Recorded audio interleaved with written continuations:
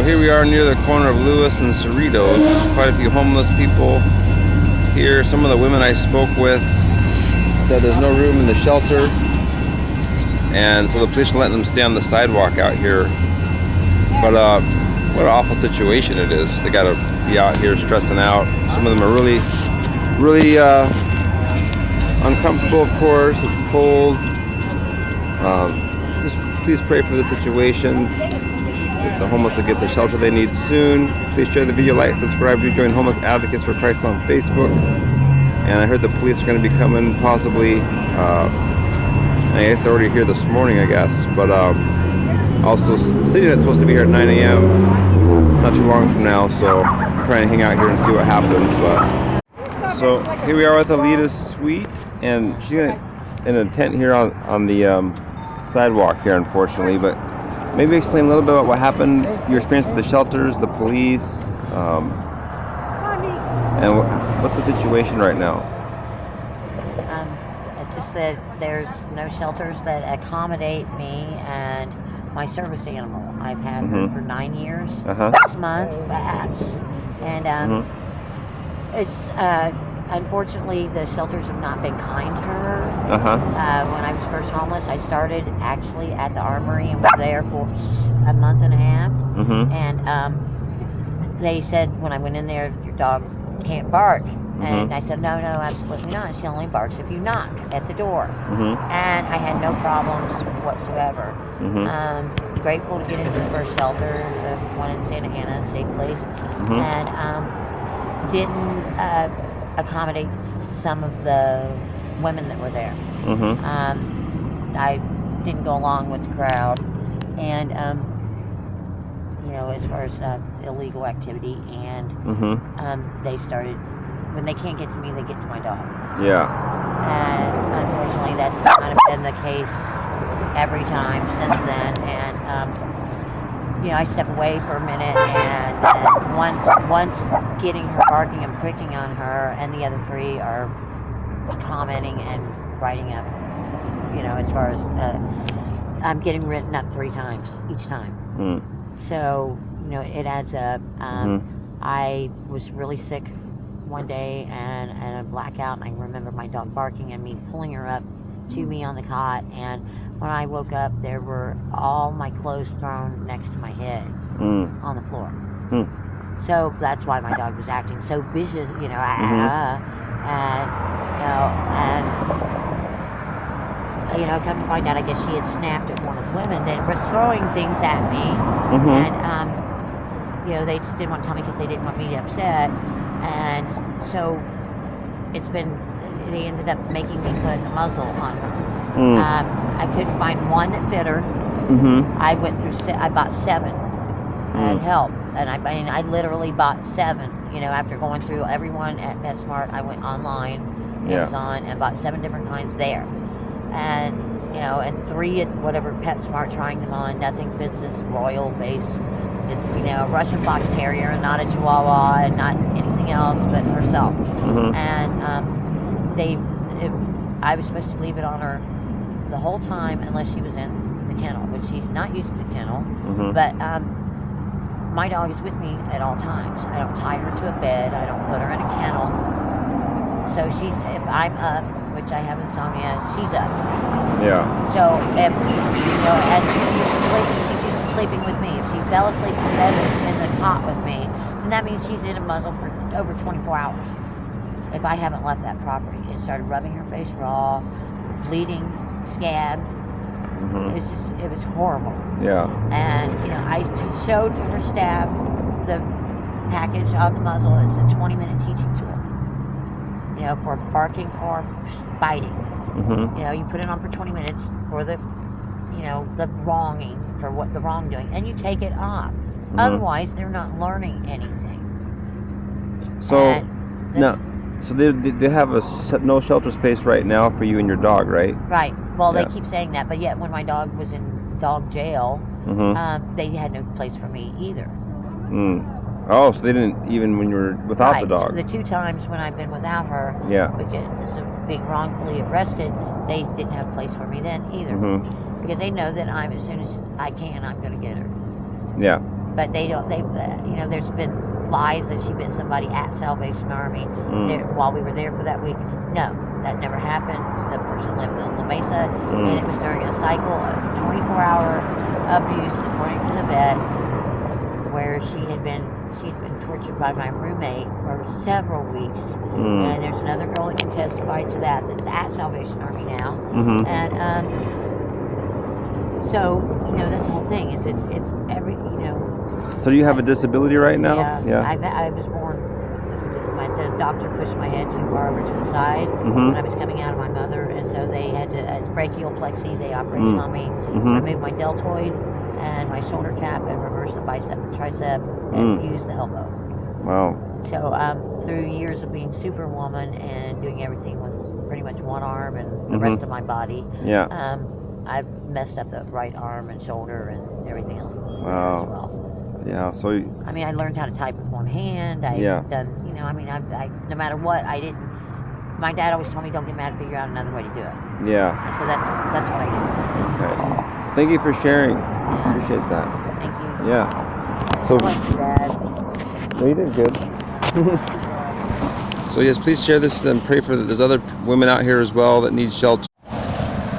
Okay, so here we are with Joseph Wayne Grubb. He's going to explain a little bit about his experience at the Salvation Army. So what happened initially? We'll start at the point where you were there and they had some kind of, I guess the man next to you had a problem with his bowels, it sounds like.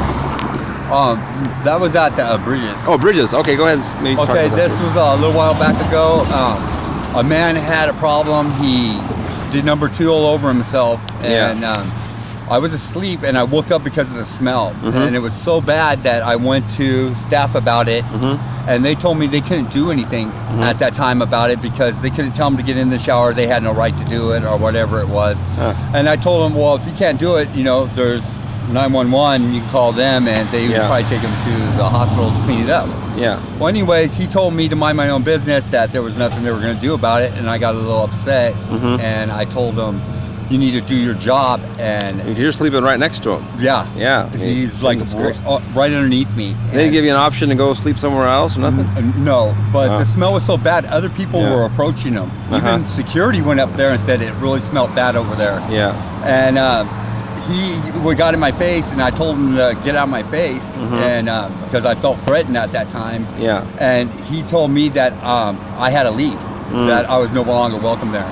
And so I got kicked out. But later on, I heard from people that lived there that they got up at night. I guess the guy got out of his bed and was walking around, and the lights were off. Well, the trailed all over the place. All over the place, and plus people were walking on it. Oh my gosh! And now it's everywhere in the dorm. Wow! And so they had to turn on the lights. I believe they said it was around 3:30 in the morning, and he got elected to clean it up. The guy that kicked me out. Oh, thank God! That was good justice in a way then. There was a little justice there, but I got kicked out for that. How long were you kicked out for? I never went back there. Okay, so now you're in the Salvation Army? Now, years, well, almost 2 years later, I tried to go back. I'm coming back in here again to try to give this housing another try. Because I was on the riverbed. And now I'm having problems with. I go into the urinals and the bathrooms in there, and especially the toilets where the stalls are, and there's blood all over the walls in there from people that are slamming. Wow, scary. And they're not cleaning it up. I've gone to them numerous of times to ask them to clean it up. They've done it twice, but I mean, this is an everyday problem. And it's still there. And you think there's maybe some favoritism with people that are doing that stuff? Yeah, it seems like the people that do heroin there, I mean, they're not getting kicked out for doing that, or they're not looking into it, or they're turning a blind eye to it. Eye to it, I should say. And at that time, they drive into methadone every day. They shouldn't even be slamming in there. You know what I mean? And I don't get it. I mean, and it's like my girlfriend gets kicked out for a little bit of marijuana that was in her bag. She wasn't even smoking it. She's kicked out for 60 days, right? 60 days. And now I have a problem. It's like I have to watch over her because I can't leave my girlfriend on the street. I mean, that's my whole world right there, you know? Wow. So, and I heard the showers, the women's showers, there's not much hot water? The women are always complaining how fast the hot water runs out there. Yeah. It seems like it's every woman in there. They're taking cold showers, and for some reason they're not correcting it. Wow. And the laundry rooms are like, the dryers take up to 2.5 hours to dry like 3 pairs of pants, 3 shirts, and 3 pairs of socks. Yeah. Are they helping you at all with other housing or work or anything like that? You know what? They have these little meetings they have that talk about what you should do or how to present yourself at a job, but I really don't see it helping us get to where we need to go. Yeah. I mean, this is the USA. I mean, why don't they have people come in there that already have jobs ready to go and say, hey, I'm ready to take somebody right now. Yeah. You know, and that would really help. Yeah, right. Just give you some job opportunities right away. Yeah, give us some reasons. Like, you know, if I can get paid right then or that week, and know it's going to happen right there and have a ride there back and forth, I'd be more willing to go do that than you know, the way they're trying to get us going in there. It's ridiculous. It's not happening. Wow. I don't understand it. I mean, I was on the riverbed and I was happier there. Yeah. How's the food? The food sucks there. It's I mean, I know we're at a shelter and we're not asking for, you know, gourmet this or that, but it's really plain, and I don't know, there's something wrong with it. It doesn't agree with a lot of people's stomachs in there. Oh yeah? Wow. Yeah, a lot of times I sign in just to get the salad. Wow. Jeez. Okay, is there anything else you'd like to share? No, I just hope this comes to a peaceful end, you know what I mean? Yeah. And I hope things get rolling, because I mean, there's a lot of good Americans out there that need a place to go, and I was born and raised in this county, and I feel like I'm just being pushed aside here. Wow. I mean, I don't know what to do anymore. Yeah. You got Jesus in your life? Yes, I got Jesus in my life. I'm sure this is making you pray a lot. Oh, I pray every day. We're praying for you too. Well, thanks for sharing, my friend. All right. Appreciate it. Thank you. So please share the video. Again, do join Homeless Advocates for Christ on Facebook. Let's pray the homeless get the help they need soon. Thanks for. So here we are with Charity. She's going to explain a little bit about what happened when the police came recently, when she was in an area where I guess they said that you could stay there, right? Yeah, at the Edison Field. And what happened?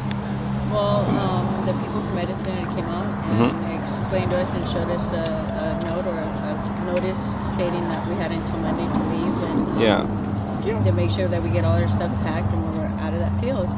And we agreed, and you know, we proceeded on doing that and getting our stuff together and stuff. And that same day they had cops that came out and pretty much harassed everybody, and you know, a bunch of people had ran out just to try to get away from them or try to leave, because they had all the exits blocked off, and had got me for trespassing, you know, because they had caught me when I was running out, you know. On a separate property, right? On a separate property, of which, and we had explained to them that we had permission to be there until Monday. Yeah. But they said that doesn't matter because we're now on railroad property. And we're trespassing. Yeah. So we're going to take you to jail and then cite and release you. And they didn't offer you services? They didn't offer us any kind of services. They didn't let us, I even asked to go to a shelter, or you know, I would like to be offered a shelter, and they said no. And they slammed the door on me and told me that I would get a card in my property when I get released. Wow. So did you get all your property back when they released you? No, I didn't. I still have my backpack and my American Flyer that's there, that I have to make an appointment to get that stuff back, which, you know, again, you have to have your ID to get that. Yeah. And I don't have that to get because it was over at the Salvation Army, which I got exited from. No, why'd they exit you from there? For having marijuana, for having weed, something that's legal. You know. And how long did they exit you for? 90 days. Wow. My first time getting in trouble. Wow, that's awful. You know, like I'm some big time drug dealer. Somebody, and it was for personal use. It wasn't even like I was there to. I ain't trying to share with nobody. You know what I mean? I need that for myself. You know what I mean? I wasn't trying to give it out or sell it to anybody or anything like that at all. Period. I didn't have it in separate bags or anything. It was in one bag. One bag for me, myself. And they exited me for that. Wow. Yeah, I'm hearing a lot of stories about people getting exited for a really long time for silly, just really stuff that they shouldn't be doing that for 90 days or 60 days. Or just missing curfew. Like a probation probation period, right? Yeah. Or with a warning or something. Yeah, or they could do some other kind of discipline thing where you're not stuck on the street again. Exactly, but they didn't even, they just exited me right there with no, not even giving me a chance to say anything or anything like that. And what was crazy was it was like pretty much like somebody had said something to it was like somebody had ratted or said something to them, obviously, because they just pulled me out of the blue, out of nowhere, and I've never gotten in trouble beforehand. I've never had any problems with them. I've never even been in the office for anything, of any kind of shape, way, or form of any kind of trouble. And for them to just come and snatch me up and tell me to go to the office that they needed to check my stuff, I was like, fine, I was okay with it. Because actually, to be honest with you, me and my boyfriend, we were kind of going through it that day. We were arguing and stuff like that, so I was a little discombobulated. I wasn't really thinking. It's weed. It's not a big deal. It's legal. And I wasn't even tripping on that. You know what I mean? Because if I was, I wouldn't have. It wouldn't have went down like that. It was just the way they did it. Was like pretty much like I got set up. And then also too, to be honest with you. They were hoping to find other things, which they never did. No, nothing near that, you know what I mean? Wow. And would never, because I'm not stupid. I would treat this like how I would treat my mother's pet. I wouldn't do anything in their face. I would never disrespect them in any way, shape, or form. Like I said, it was only weed, and for them to exit me for that was ridiculous, and it was uncalled for. So now I'm out here on the streets. That was terrible. Yeah, trying to figure out where, living not just day by day, it's more like second by second, trying to figure out what I'm going to do next, to try to fucking have somewhere to sleep or something to eat. Yeah, it's terrible. But they're there to help us, though, right? You know what I mean? Yeah, terrible. But yet I've seen people get in trouble for way worse and still stay there, and just get like a slap on the hand and probation. You know what I mean? And they're still there. But yet I'm exited for weed. That's crazy. Yeah, I know. It's really shameful. Ridiculous. Well, thanks for sharing that, Charity. Appreciate it. We'll keep praying for everyone out here and see what hopefully we can do more. There's a lot more females out here now than before. It's crazy. Yeah, there are a lot of female beds, it sounds like, even. They don't even have room for them. They don't. Yeah. They have plenty of openings for men, though. Yeah, it's terrible. Thanks for sharing, Charity. Thank you. Appreciate it.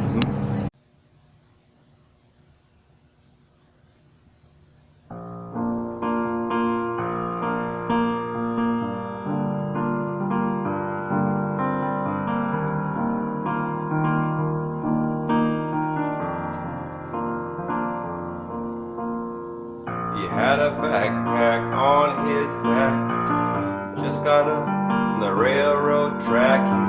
It's been a hard life on the road, just laid off, nowhere to go. He said, I don't have the American dream, no fancy cars, but Jesus holds me in. I know what lies ahead of me, 'cause heaven knows I love the Lord. The police were looking down at the poor woman sleeping on the ground. They said, you can't be sleeping here, no trespassing. She said with a tear, I don't have the American dream, no fancy cars, but Jesus holds me in. I know what lies ahead of me, 'cause heaven knows I love the Lord.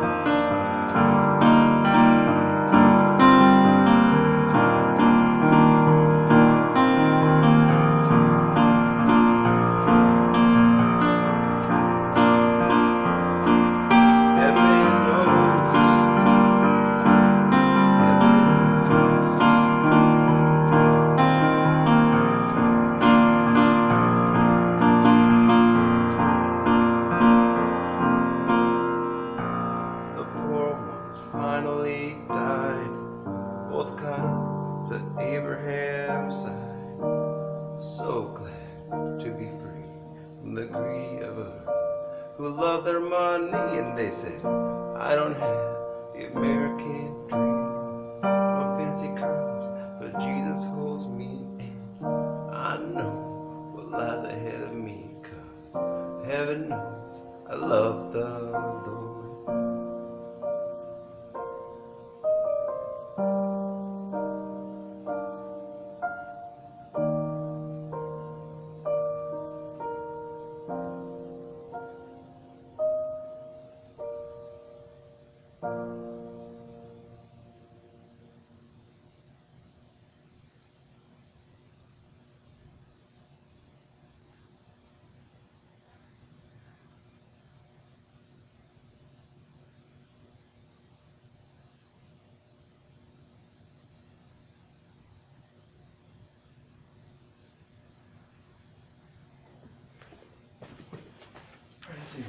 Weird.